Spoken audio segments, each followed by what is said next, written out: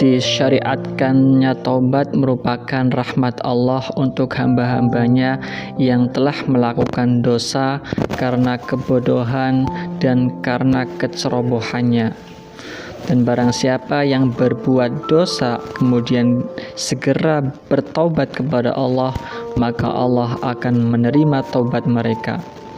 Adapun orang-orang yang tidak menyesali perbuatannya dan tidak segera bertobat karena alasan bahwa mereka akan bertobat nanti ketika ajal akan datang, maka tobat mereka itu boleh jadi tidak akan diterima.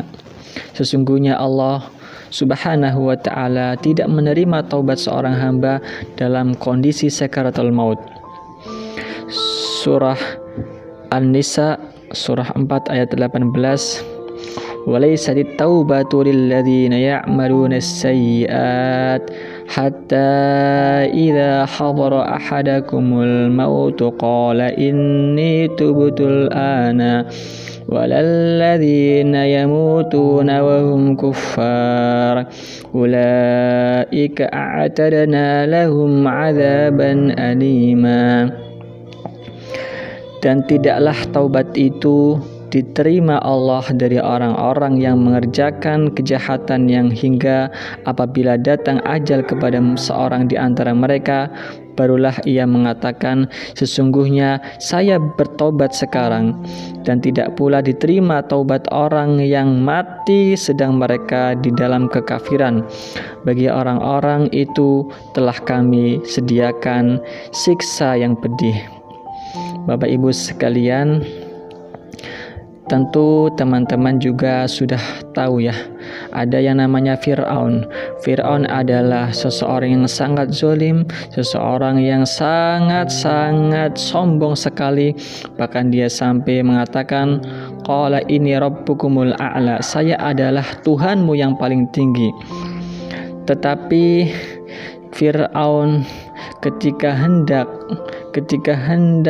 nyawanya dicabut oleh Allah Subhanahu wa ta'ala, dia mengatakan, dia bertobat kepada Allah, sesungguhnya aku beriman kepada Tuhannya Bani Israel. Akan tetapi Fir'aun tobatnya tidak diterima. Kenapa? Karena dia bertobat padahal nyawanya sudah berada di kerongkongan. Kita berlindung dari hal-hal yang semacam itu. Allah Subhanahu wa ta'ala Maha menerima taubat. Allah At-Tawwab dan Maha Ar-Rahim, Maha Penyayang. Lafaz tawab adalah sigoh mubalaghah ya.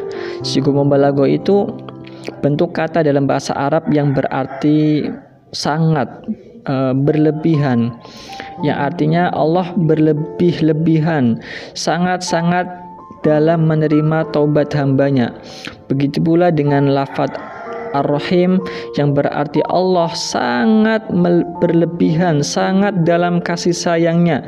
Namun hal ini bukan berarti Allah, sifat Allah terkadang lemah dan terkadang kuat, tidak. Terkadang berlebih dan terkadang berkurang, tidak. Karena semua sifat Allah itu mutlak, sempurna. Sigoh mubalaghah dapat kita pahami bahwa hal itu besar atau diulang-ulang.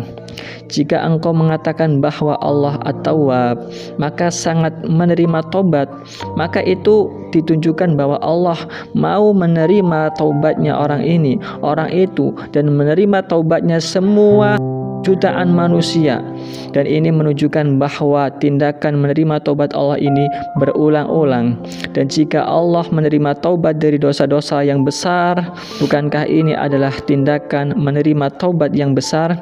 Allah Subhanahu wa ta'ala adalah zat yang maha menerima taubat dan maha penyayang. Dialah satu-satunya Tuhan yang memiliki kemampuan menciptakan sesuatu. Dialah Allah yang menciptakan manusia lalu membuat metode dan aturan yang harus dipatuhi.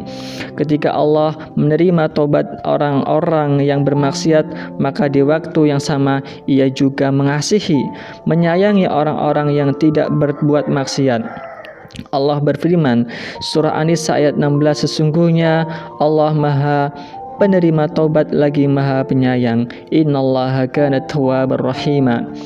Jika Allah hanya mengatakan bahwa Ia hanya menerima taubat saja, maka setiap kita akan melakukan perbuatan dosa kemudian bertobat, karena Allah hanya Maha menerima taubat.